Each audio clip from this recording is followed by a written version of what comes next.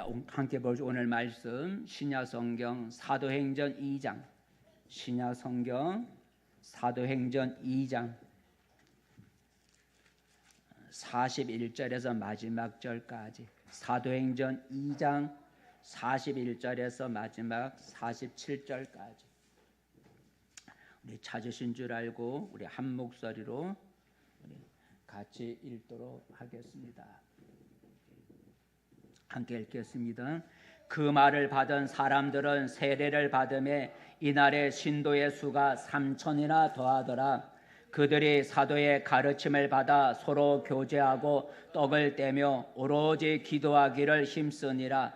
사람마다 두려워하는데 사도들로 말미암아 기사와 표적이 많이 나타나니 믿는 사람이 다 함께 있어 모든 물건을 서로 통용하고 또 재산과 소유를 팔아 각 사람의 필요를 따라 나눠주며 날마다 마음을 같이하여 성전에 모이기를 힘쓰고 집에서 떡을 떼며 기쁨과 순전한 마음으로 음식을 먹고 하나님을 찬미하며 또 온 백성에게 친송을 받으니 주께서 구원받는 사람을 날마다 더하게 하시니라. 아멘. 할렐루야.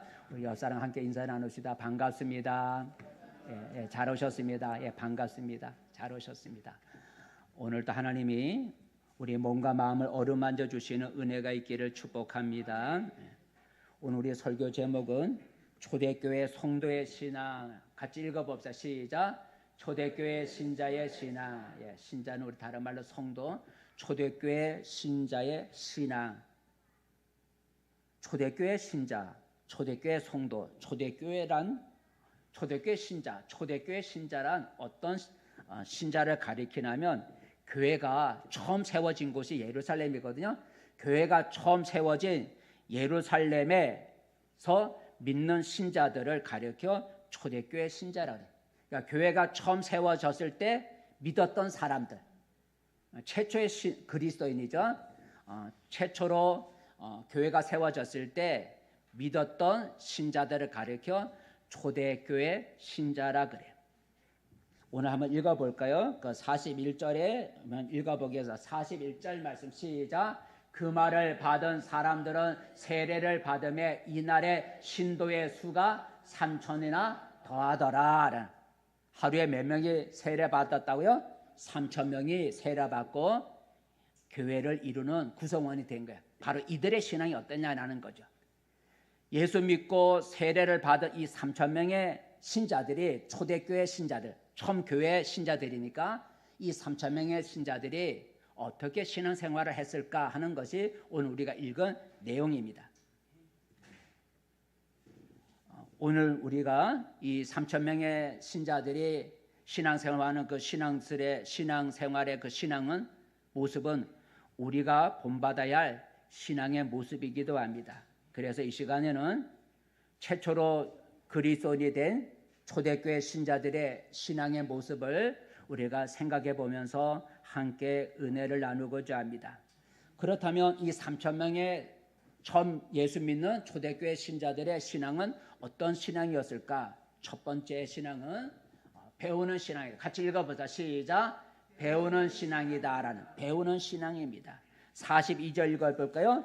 이 3,000명의 신자들, 초대교회 신자들의 신앙의 모습은 어땠을까? 배우는 신앙이라 그랬는데 42절 말씀 같이 읽어보겠습니다. 시작. 그들이 사도의 가르침을 받아 서로 교제하고 떡을 떼며 오로지 기도하기를 힘쓰니라. 처음에 그들이 그 후에 3,000명의 새신자들, 그들이 사도, 예수님의 12제자 사도들의 가르침을 받았다라는 거죠.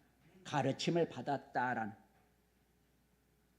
새신자 3,000명은 예수 믿고 자기 마음대로 신앙생활을 한 것이 아니라 사도들의 말씀의 가르침을 받았다라는 거죠.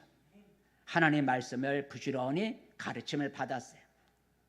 여러분, 이 초대교회 초신자들, 새신자, 초대교회 신자들 3,000명은 시간에 여유가 많고 할 일이 없어서 하나님 말씀을 배운 것이 아니다라는 거죠. 여러분, 사람이 시간이 많다고 배우는 게 아니잖아요. 그죠? 시간이 많아서 할 일이 없어서 공부합시다 하면 공부하고 그런 게 아니죠. 시간이 아무리 많아도 배우려고 하는 마음이 없으면 배우는 자리에 가지를 않는 것이죠. 하지만 뭔가 배우려는 마음이 있으면 어떻게 해서라도 시간을 내어 참석하게 되어 있는 거죠. 세상을 보세요. 세상 하루에 세상 일을 끝내고 그리고 학원에 가는 애들도 있고 헬스클럽에 가는 사람도 있고 스포츠 센터로 달려가는 사람들이 있어요. 여러분, 그들이 시간이 남아서 그렇습니까? 그들이 피곤하지 않아서 그런가요? 아니죠.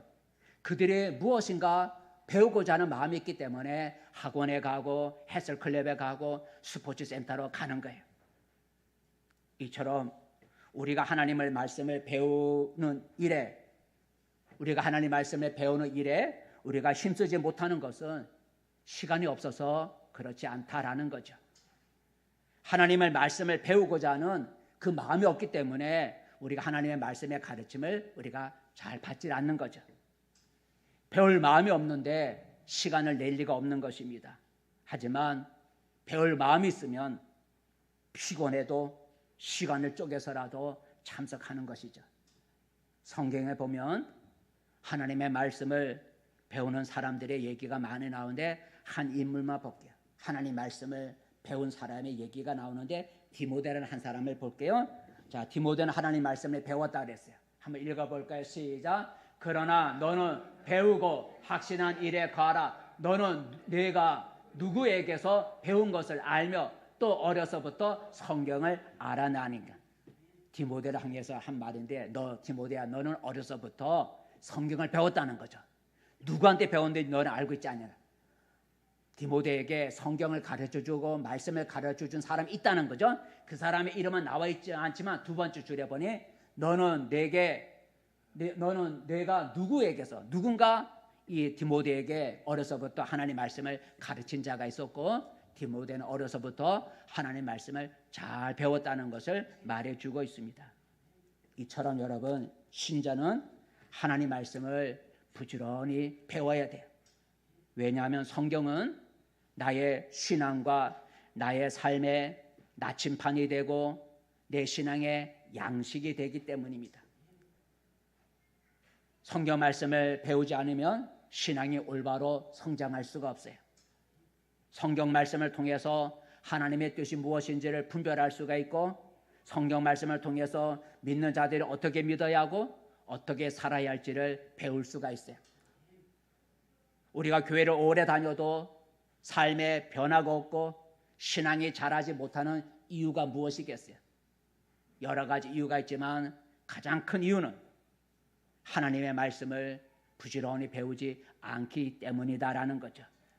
주일날, 일요일날 교회 한번 나와 말씀을 듣는 것으로는 나의 신앙이 자라거나 삶이 변화되기가 어려운 거예요. 우리는 하나님의 말씀 배우기를 힘썼던 초대교회 3,000명의 신자들처럼 부지런히 말씀을 배워야 돼요. 그러기 위해서는 말씀을 듣는 자리에 부지런히 참석하고 그리고 스스로 성경도 읽어야 돼요. 여러분, 오늘 나는 하나님의 말씀을 열심히 배우려고 힘쓰고 있는지 한번 우리 자신을 돌아볼 수 있기를 바랍니다. 오늘 초대교회 3,000명의 신자는 하나님 말씀을 사도들의 가르침을 받아 성경 말씀을 부지런히 배웠다는 거죠. 두 번째, 이 초대교회 신자들의 신앙은 어떤 신앙이었을까? 읽어봅시다. 시작. 기도하는 신앙입니다. 기도하는 신앙. 이 3,000명의 초대교회 신자들은 기도하는 신앙을 가졌어요.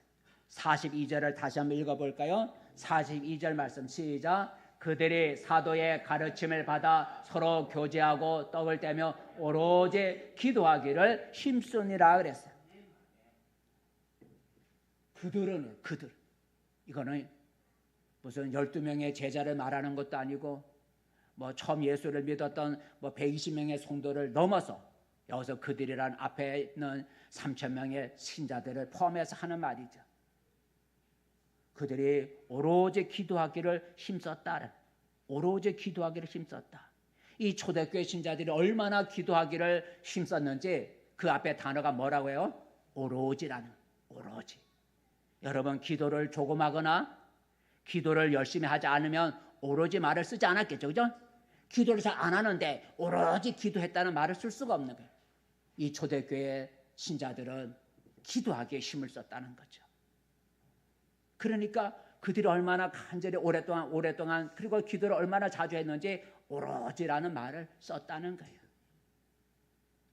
그 당시에 신자들은 지금 우리처럼 바쁘지 않기 때문에 기도할 수 있는 시간적인 여유가 많았을 것이다 라고 우리는 생각할 수도 있어요. 그렇지가 않죠. 여러분, 시간적인 여유가 있다고 기도합니까? 시간이 있어도요, 기도하지 않아요. 시간이 있으면요, 다른 일을 더 하는 걸 볼 수가 있어요. 여러분, 기도 많으면 기도할 수 있고, 시간이 없으면 기도 못 한다고요? 여러분, 시간이 있어도 기도합니까? 아니요. 시간이 있어도요, 기도하지 않고 다른 일을 더 하는 그런 우리들의 모습을 볼 수가 있습니다. 더구나 이 초대교회 신자들은 예수 믿는 신앙 때문에 믿지 않는 가족이나 친지나 사이로부터 핍박을 많이 받았어요. 그런 핍박을 받으면서도 기도에 힘을 썼다는 거죠. 쉬운 일이 아니죠. 여러분, 기도하는 일이 왜 중요합니까? 기도해야 하나님이 역사하시는 거예요. 기도해야 문제가 해결되고, 기도해야 찾아오는 시험을 이겨낼 수가 있고, 기도해야 하나님의 뜻에 순종할 수 있는 믿음을 가질 수가 있어요. 기도하면 기적이 일어나죠. 성경 말씀 하나 읽어볼까요? 왜 기도가 중요한지. 시작. 너는 내게 부르짖으라. 내가 내게 응답하겠고 내가 알지 못하는 크고 은밀한 일을 내게 보이리라 그랬어요. 내게 기도하라. 그러면 내가 너에게 응답해 주겠고 너가 알지 못하는 크고 놀라운 일을 너에게 보여주겠다. 기적을 보여주겠다는 거죠. 여러분, 성경에 보면 기도에 힘쓰는 사람들이 많이 나오는데 한 사람을 뽑으면 다니엘이죠. 여러분, 다니엘은 바사국이란 그런 바벨론의 포로로 끌려갔지만 바사국이라는 나라, 바벨론 다음에 바사국인데 바사국의 뭐였어요? 총리였어요. 바사국의 총리였지만 이 다니엘은 하루에 몇 번 기도했다 그래요? 하루에 3번 기도했다는 거예요. 물론 성전에 가 기도한 건 아니고 자기 집에서 하루에 3번씩 총리였습니다. 여러분, 총리가 여러분 바쁘지 않겠어요? 총리가 여러분 시간이 한가한 게 아니잖아요. 총리로서 하루에 3번씩 무릎을 꿇고 기도했다는 거예요. 더 나아가 왕이 기도 금지령을 내렸어요. 지금부터 기도하면 누구든지 사자굴에 던져버리겠다고 하면서 기도 금지령을 왕이 내렸어요. 그걸 알고도 다니엘은 기도하기를 포기하지 않고 전과 같이 하루에 3번씩 무릎을 꿇고 총리가 기도했다는 거 아니겠어요? 그래도 어떻게 됐습니까? 기도하는 것이 발각이 되어 사자굴에 던져지는 위험이 있었지만 사자굴에서 보호를 받았고 그 일로 인하여 오히려 다니엘이 더 높은 자리로 올라간 걸 볼 수가 있어요. 이처럼 여러분, 신자는 날마다 기도해야 되는 거예요.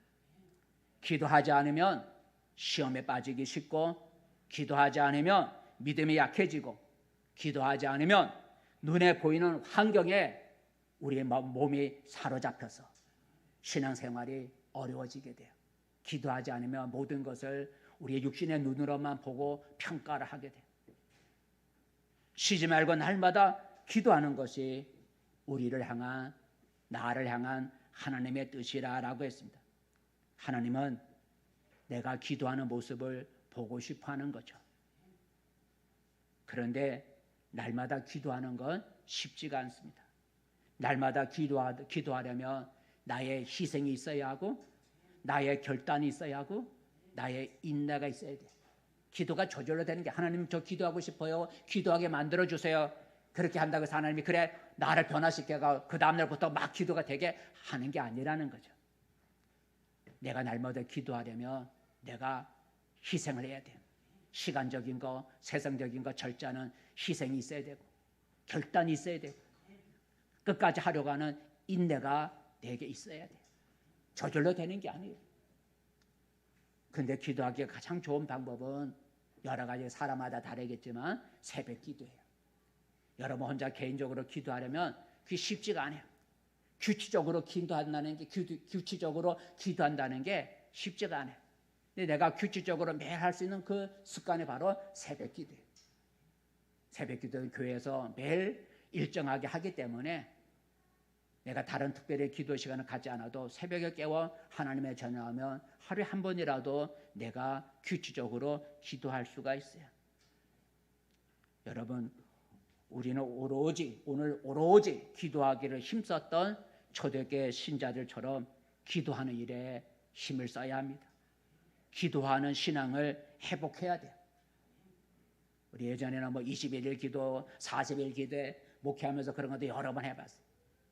근데 지금은 세상 자꾸 세월이 지나감에 따라 여러분 자꾸 믿음이 약해져. 기도하지를 못해요. 기도합시다 해도 참여하는 사람이 많지가 않아요.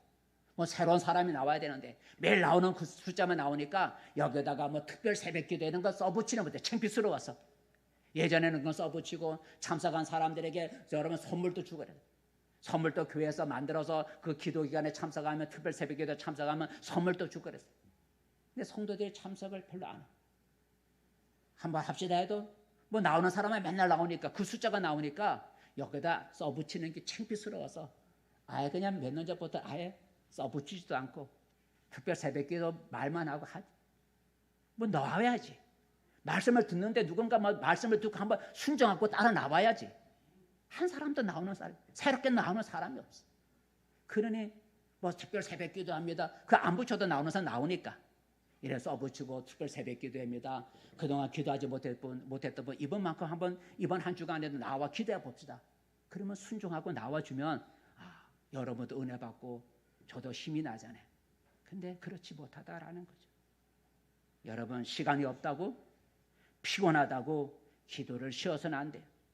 세상 일이나 오락이나 휴식을 줄여서라도 기도하는 시간을 가져야 한다는 거죠. 오늘 초대교회 신자, 기도하는 신자들을 보면서 나는 날마다 깨어 기도하려고 힘을 쓰고 있는지 한번 우리 자신을 돌아볼 수 있기를 바라겠습니다. 세 번째, 초대교회 이 3,000명의 신자들은 어떻게 신앙생활을 했을까? 세 번째 신앙 읽어봅시다. 시작. 나눔의 신앙입니다. 나눔의 신앙. 44절, 45절 읽어보겠습니다. 44절, 45절 말씀. 45절 말씀. 44절 시작. 믿는 사람이 다 함께 있어 모든 물건을 서로 통용하고 또 재산과 소유를 팔아 각 사람의 필요를 따라 나눠주며라는 45절에 보니 자기의 소유를 팔아서 각 사람의 필요를 따라 나눠주며라는 필요를 따라 나눠주며. 초대교회 신자들은 교회 안에 어려운 성도들을 돕기 위해서 자기 소유를 나누었다라는 거죠. 나누었다는 거예요.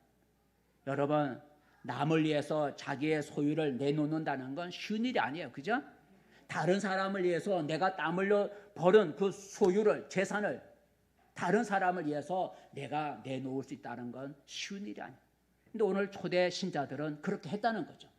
교회 안에 어려운 성도들을 위해서 자기들의 재산과 소유를 내놓아서 필요한 사람에게 나누어 주었다. 나눔의 삶을 살았다는 거죠. 여러분, 초대교회 신자들이 부자여서 그렇게 된 게 아니죠. 부자여서 여러분 이렇게 나눴다는 게 아니죠.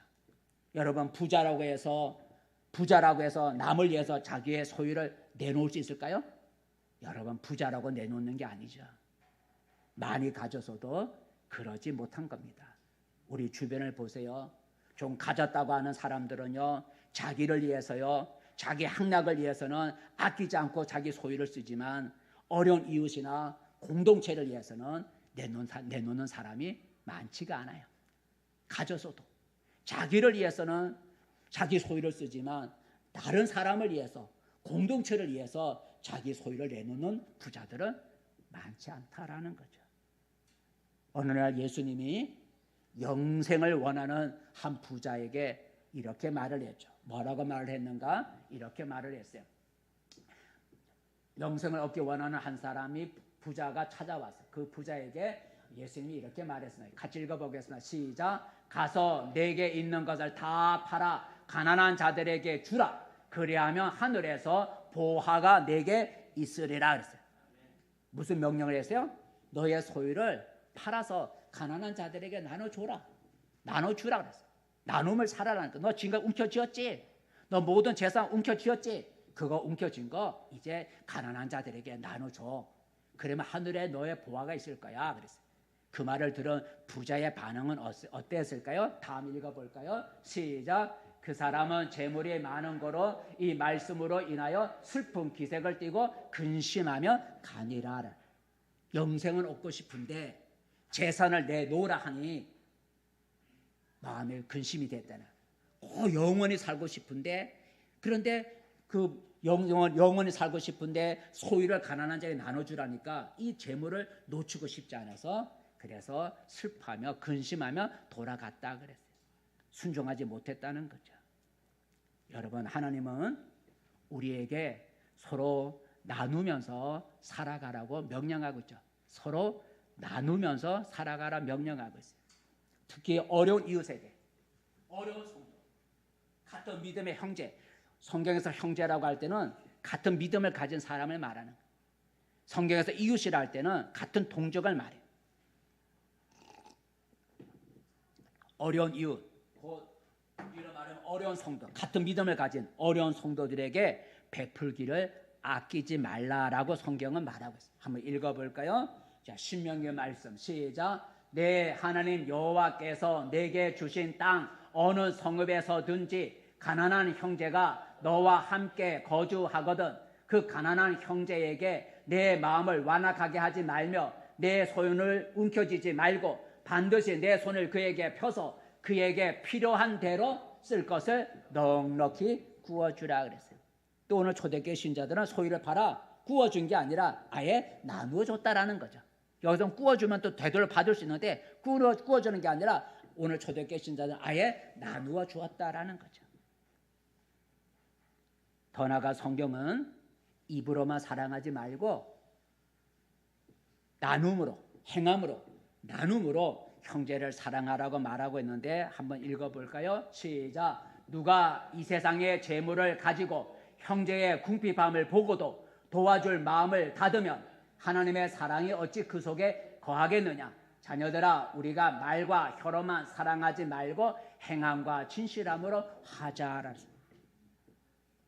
궁핍한 형제가, 어려운 형제가 있는데 말로만 사랑합니다 하고 그에 필요한 것을 주지 않으면 그게 무슨 사랑이 있겠냐, 하나님이 그 사람 속에 있겠느냐라는 거죠. 여러분, 이처럼 신자는 나눔의 삶을 살아야 된다는 거죠. 초대교회 신자들이 그렇게 살았다는 거예요.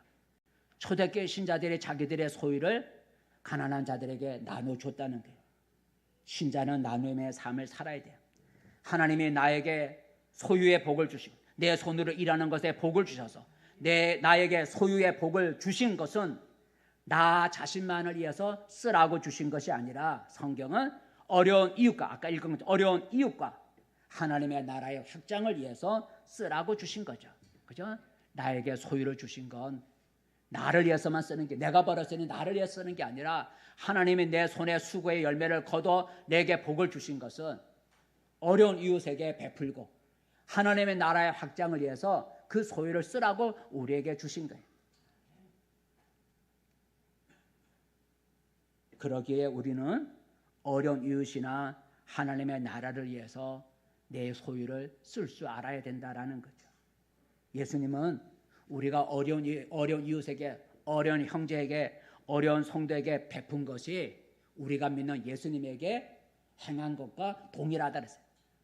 내 소유를 가지고 어려운 사람을 도와준 것, 그것이 바로 우리가 믿는 예수님께 행한 것과 동일하다 그랬어요. 한번 읽어볼까요? 임금이 시작. 임금이 대답하여 이르시되 내가 진실로 너희에게 이르노니 너희가 여기 내 형제 중에 지극히 작은 자 하나에게 한 것이 곧 내게 한 것이니라. 예수님이 내 눈앞에 있으면 나 예수님께 얼마든지 내가 예수님께 드릴 수 있지. 예수님이 지금 내 앞에 계시면 내 소유를 드릴 수 있지 라는 생각을 가질 수 있는데, 예수님 말씀하시기를 너희 주변의 어려운 형제에게 행한 그 작은 것이 나에게 행한 것이니라 그랬어요. 내가 예수님께 마음껏 드리고 싶은 그 마음이 있으면 내 주변에 내 믿는 성도 가운데 어려운 성도에게 베풀어주고 나눠주는 게 바로 내가 드리고 싶은 예수님께 드리는 것과 동일하다는 거예요. 우리는 자기의 소유를 아낌없이 나누었던 초대교회 신자들처럼 나눔의 삶을 살아야 돼. 그것이 자기의 장래를 위해서 좋은 터를 쌓는다라고 성경은 말하고 있어요. 우리는 소유를 움켜쥐고 이웃과 하나님의 나라를 움켜쥐지 말고, 우리는 움켜쥐지 말고 이웃과 하나님의 나라를 위해서 우리의 소유를 써야 돼. 나는 나의 소유를 얼마나 나누고 있습니까? 네 번째, 3,000명의 초대 신자들의 신앙은 어떤 신앙이었을까? 오늘 성경에 보니까, 자, 읽어봅시다. 시작. 모이는 신앙이었다. 모이는 신앙. 46절 읽어볼까요? 46절 말씀. 46 시작. 날마다 마음을 같이하여 성전에 모이기를 힘쓰고, 거기까지. 날마다 마음을 같이하여 성전에 뭐하기를 힘썼다고요? 모이기를 힘썼다라고 그랬어요. 초대교회 신자들은 날마다 하나님의 성전, 오늘로 말하면 교회, 날마다 교회에 모이기를 힘을 썼다는 거죠. 모이기를 힘을 썼다는 거예요. 저절로 모이는 게 아니에요. 내가 힘을 써야 모일 수가 있는 것이죠. 그죠? 하나님이 내가 가고도 싫은데 잠자고 있는데 나를 들어다가 교회 갖다 놓는 게 아니에요. 내가 힘을 써야 되는 거죠. 왜 그랬을까? 이 초대교회 신자들은 신앙생활 잘 하려면 모이는 것이 중요함을 알았던 거예요. 신앙생활 잘 하려면 모이는 것이 중요함을 알았기 때문에 모이기를 힘을 썼다는 거예요. 우리의 기독교 신앙은 불교의 신앙과 좀 달라요. 불교의 신앙은 명상의 종교이기 때문에 혼자서도 신앙생활을 잘 할 수 있어요. 하지만 우리 기독교 신앙은 명상의 종교가 아니라 사김의 종교. 무슨 종교라고요? 사김의 종교. 그러기에 혼자 떨어져서 신앙생활을 우리 기독교는 할 수가 없어요. 기독교 신앙은 함께 모이는 신앙이에요. 함께 모이는 신앙. 그래서 초대교회 성도들은 나 홀로 신앙이 아니라, 나 혼자 믿는 신앙이 아니라 함께 모여서 모인 것을 볼 수가 있어요. 한번 읽어볼까요? 초대교회 신자들은 함께 모이기를 힘을 썼다는 말씀 하나 더 읽어볼게요. 시작. 믿는 사람이 다 마음을 같이하여 솔로몬 행각에 모이고 그 나머지는 감히 그들과 상종하는 사람이 없으나 백성이 친숭하더라. 믿는 사람이 다 마음을 같이하여 솔로몬 행각에 모였다라는, 그들의 예배 처소에 모였다라는 거죠. 이처럼 신자는 모이는 일에 힘을 써야 돼요. 성경은 교회를 몸으로 비유하고 있어요. 교회는 우리 사람의 몸으로 비교하고 있어요. 여러분, 나의 몸에는 여러 지체가 있죠. 손, 발, 귀, 여러 가지 지체가 있지만 이 모든 지체는 어디에 붙어 있어요? 몸에 붙어 있어요. 몸에 떨어진 지체는 없는 거예요. 그죠? 몸은 하나지만 여러 지체가 있고 그 여러 지체들은 몸에 다 붙어 있어요. 그와 같이 신자는 가지고, 교회가 뭐예요? 몸이에요. 그러므로 몸의 지체인 신자는, 몸인 어디에 붙어 있어야 돼요? 교회에 붙어 있어야 된다는 거예요. 오늘 교회에 모이는 걸 부정하는 사람들이 많이 일어나고 있지만 그들은 잘못된 신앙을 가르치고 있는 거죠. 몸에서 떨어져 나간 지체, 내 지체, 몸에서 떨어져 나간 지체는 곧 말라 죽어버리고 마는 거야. 내 몸에서 손이 떨어져 나가면 그 떨어져 나간 손은 시간이 지나 얼마 되지 않아 말라 죽어버려. 그와 같이 몸인 교회에서 떨어져 나간 신자는 그 신앙이 오래 못 가 죽고 마는 거예요. 몸에서 떨어져 나간 신자는 오래 못 가 죽고 말아요. 떨어져 나가서 혼자 신앙생활 한다고요? 이거 쉽지가 않아요. 성경은 세상이 마지막에 갈가에 올수록 모이기를 패하는 사람들이 생겨난다 그랬어요. 마지막에 갈가서로 모이지 말자. 각자 있으면 돼. 각자가 교회니까 각자가 자기 마음대로 어디서 예배드려도 내가 교회니까 어디서 혼자라도 예배드리면 돼. 라고 해서 모이기를 패하는 사람들이 있는데 그들의 습관을 따르지 말고 마지막에 가까이 뭘 볼수록 모이기를 힘쓰라 그랬어요. 한번 읽어볼까요? 히브리서 10장 말씀 시작. 모이기를 패하는 어떤 사람들의 습관과 같이 하지 말고 오직 고온하여 그날이 가까움을 볼수록 더 그리하자. 모이기를 패하는 사람들의 습관을 따르지 말고 더 권해서 모이기를 힘쓰라라고 그랬어요. 우리는 오늘 날마다 모이기를 힘을 썼던 초대교회 신자들처럼 우리도 모이기를 힘을 써야 돼요. 기독교 신앙은 나 혼자 조용히 믿는 신앙이 아니에요. 함께 모여야 할 자리에 자꾸 빠지면 어떻게 되겠어요? 그 사람의 신앙은 병들어가고 그의 신앙은 결국 죽고 말아요. 왜냐하면 교회는 몸이니까. 사람은 손친다는 몸에 붙어있는 지체인데 붙어있지 않으면 떨어져 나가면 시간이 지나면 병들어 죽어요. 그래서 열심히 모이라고 우리가 권면하는 거예요. 여러분, 나는 모이기에 힘을 쓰고 있는지 한번 돌아보시기를 바랍니다. 여러분, 오늘 또한 초대교회 초대교회 신자들은 어떻게 신앙생활을 했을까? 5번째 한번 읽어보세요. 시작. 교제하는 신앙이요. 교제, 사귐. 성도 간의 사귐을 우리가 교제라 해요. 교제하는 신앙이었다. 46절, 47절 읽어볼까요? 46절 말씀. 시작. 날마다 마음을 같이하여 성전에 모이기를 힘쓰고 집에서 떡을 떼며 기쁨과 순전한 마음으로 음식을 먹고 하나님을 찬미하며 이거예요. 이게 교제예요. 초대교회 신자들은 각 가정에 모여서 떡을 떼면서 하나님을 찬송하고 그리고 하나님을 찬송했다 그랬어요. 오늘로 말하면 그래서 초대교회 신자들은 성도 간의 교제를 힘쓴 걸 볼 수가 있어요. 그죠? 예배만 드리고 간 게 아니에요. 그걸로 끝난 게 아니라 각 가정마다 모여갖고 또 몇 사람씩 그룹으로 모여갖고 가정에서 떡을 떼면서 음식을 나누면서 먹고 마시면서 신앙 얘기를 하고 예배도 드리며 그리고 하나님을 찬미했다는 예배도 드렸다는 가정에서 성도 간의 교제에 힘을 썼어요. 오늘로 말하면 구역모임, 요새 우리 구역모임이 힘들지만 구역모임 또는 기관모임 이런 모임을 통해서 사귐을 가졌다는 거예요. 여러분, 우리가 신앙생활을 잘 하려면 성도 간의 교제, 사귐, 성도 간의 사귐이 필요해요.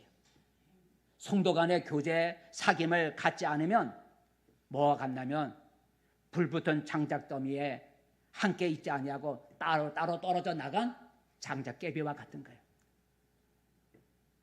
모이지 않는, 함께 성도 간에 교제하지 않는 사람은 뭐와 같냐면 지금 불이 붙은 장작더미, 많이 장작더미 쌓아놓고 불을 붙였는데 나 여기 싫어 해서 혼자 나가 떨어져 있는 장작깨비 하나와 같아요.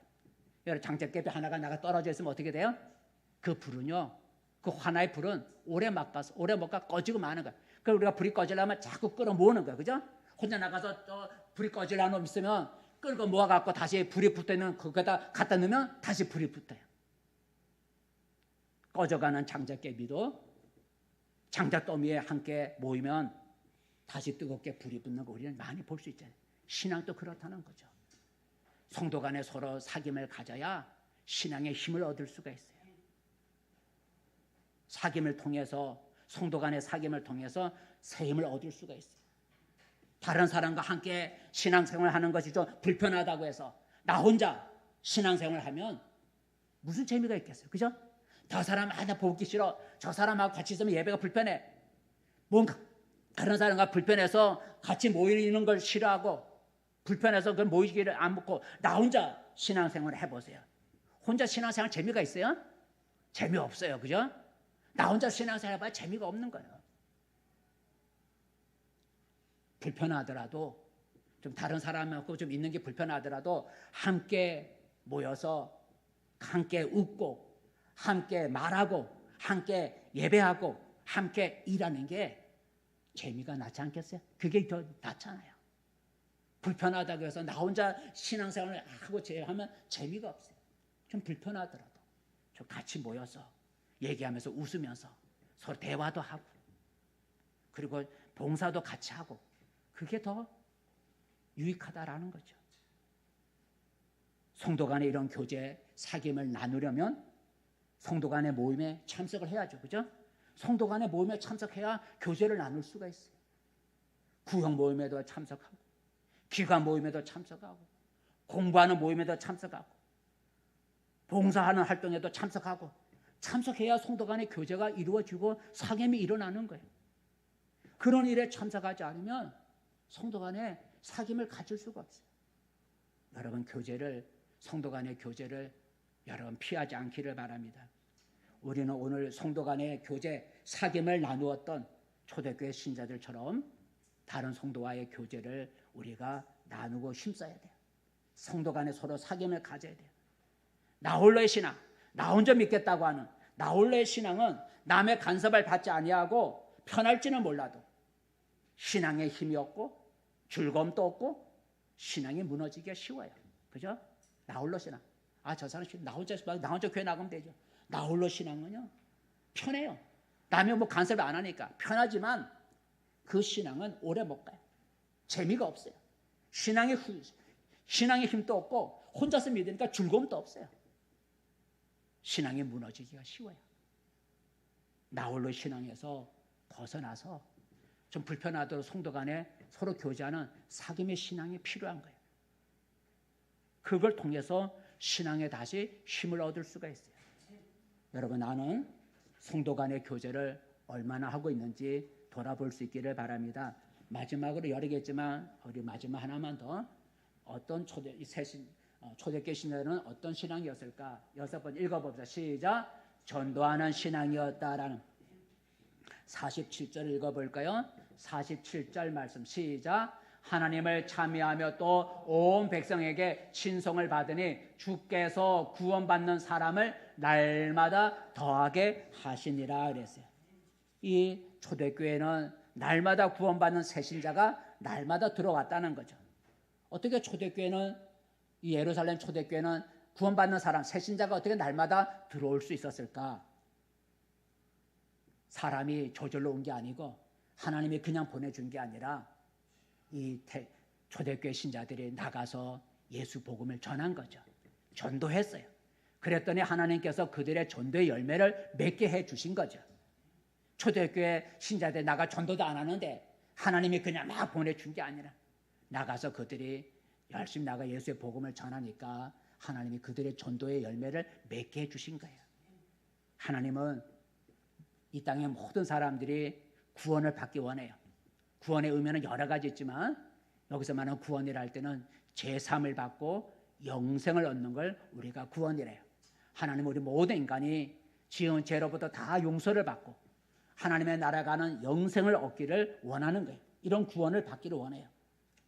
예수님이 이 세상에 오신 목적도 바로 잃어버린 자를 찾아 구원하기 위해서라 그랬어요. 그런데 하나님은 모든 사람이 구원받기 원하는데 하나님이 그냥 구원시키는 게 아니라 우리의 미련한 전도, 저 말을 듣고 누가 예수 믿겠나 하려는지 모르지만 우리의 미련한 전도를 듣고 믿는 사람들을 구원하기를 기뻐한다. 하나님은 내가 전하는 미련한 전도를 통해서 내 말을 듣고 받는 사람을 구원하기를 기뻐하신다라는 거죠. 여러분, 전도는 목회자나 소수 사람만이 하는 게 아니고 예수를 믿는 사람은 누구든지 해야 할 사명이 바로 전도라는 거예요. 전도는 예수 믿는 모든 사람에게 주어진 공통적인 사명이에요. 전도는 믿는 신자라면 누구든지 다 해야 할 일이에요. 하나님은 우리에게 전도할 수 있는 능력을 주시기 위해서 뭐까지 보내주셨어요? 성령까지 보내. 내 힘으로 전도하지 못하는 거 알기 때문에 하나님께서 우리 전도하는 힘을 도와주기 위해서, 힘을 주시기 위해서 성령까지 우리 마음에 보내주셨어요. 한번 읽어볼까요? 사도행전 1장 말씀 시작. 오직 성령이 너희에게 임하시며 너희가 권능을 받고 예루살렘과 온 유대와 사마리아와 땅끝까지 이르러 내 증인이 되리라 하시니, 내 증인이 된다는 것은 나가 전도한다는 거예요. 성령을 받으면 능력을 받아서, 그래서 하나님 우리가 나가 전도할 수 있도록 성령까지 보내주시겠다 그랬어요.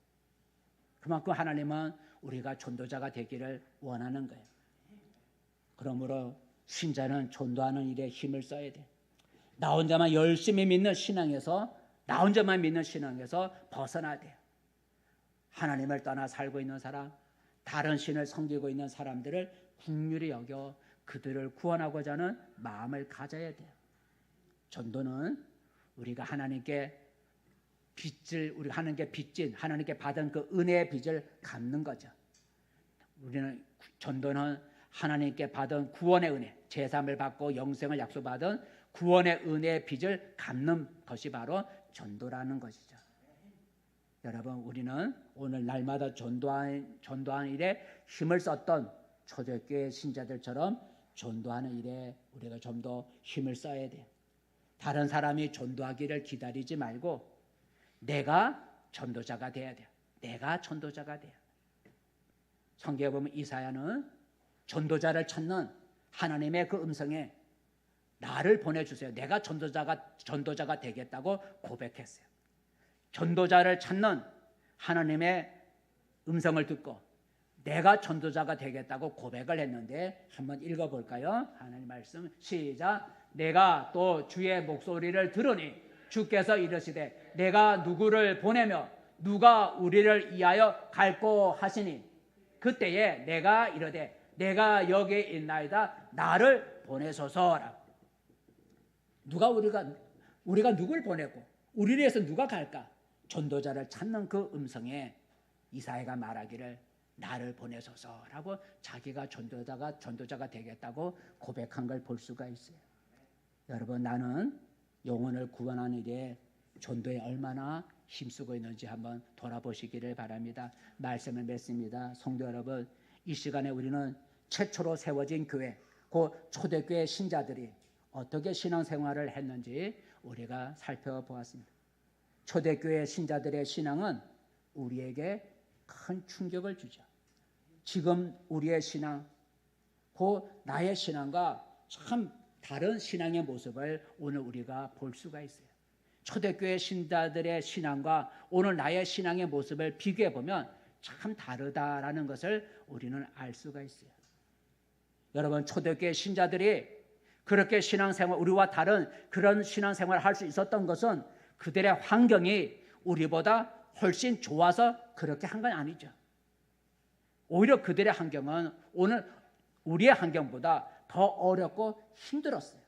그럼에도 불구하고 초대교회 신자들은 굳건하게 신앙생활을 했던 걸 볼 수가 있어요.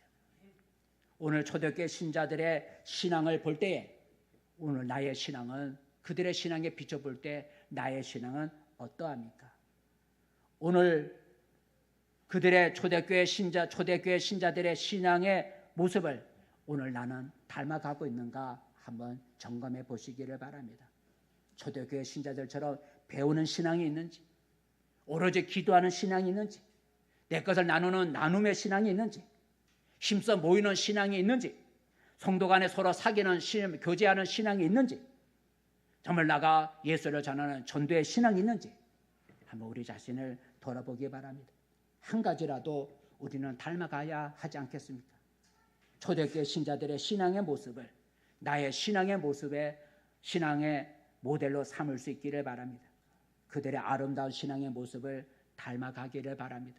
그리하여 하나님께 영광을 돌리고 그리고 주의 나라가 날마다 확장되어지기를 바라겠습니다. 기도하겠습니다. 은혜로우신 하나님 아버지, 우리 신앙생활 하려면 신앙의 모델도 필요한데 오늘 우리 초대교회 신자들이 어떻게 신앙생활을 했는지 오늘 우리가 성경을 읽었습니다. 그들이 그렇게 신앙생활했는지를 얼마 동안 오랫동안 그렇게 신앙생활했는지는 알 수는 없지만 오늘 성경은 그 처음 예수 믿고 신앙생활했던 초대교회 신자들의 신앙의 모습을 생각해 보면서 나의 신앙을 그들에게 비춰보는 그런 시간을 갖기 원합니다. 하나님, 우리 초대교회 신자들이 가졌던 아름다운 신앙의 모습을 한 가지라도 담아갈 수 있는 우리가 되게 도와주시옵소서. 예수님의 이름으로 기도합니다. 아멘. 찬송.